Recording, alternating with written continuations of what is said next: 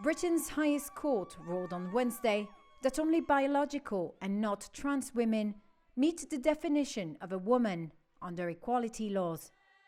The landmark decision was greeted with dismay by trans supporters, but welcomed by the government as bringing clarity. It's the latest example of the wider debate around transgender rights ending up before the courts. Here is Deputy President of the Supreme Court, Patrick Hodge. The unanimous decision of this court is that the terms woman and sex in the Equality Act 2010 refer to a biological woman and biological sex. But we counsel against reading this judgment as a triumph of one or more groups in our society at the expense of another. It is not. The much-anticipated ruling focused on whether a trans woman with a gender recognition certificate is protected from discrimination as a woman under Britain's Equality Act.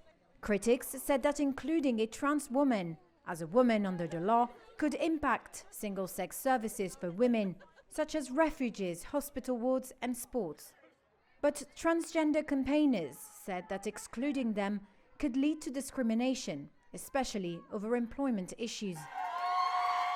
Wednesday's British judgment followed legal action by a campaign group for Women Scotland against guidance issued by the Scottish Government that accompanied a 2018 law designed to increase the proportion of women on public sector boards. The guidance said that a trans woman with a gender recognition certificate was legally a woman. Here is Susan Smith, co-director of FWS, outside the court in London. And today, the judges have said what we always believed to be the case, that women are protected by their biological sex, that sex is real, and that women can now feel safe that services and spaces designated for women are for women, and we are enormously grateful to the Supreme Court for this ruling. The Supreme Court said trans people, whether trans women or men, would not be disadvantaged by its decision, as the Equality Act afforded them protection against discrimination or harassment. But the legal experts said the ruling showed equality legislation might need to be urgently updated to ensure trans people were protected.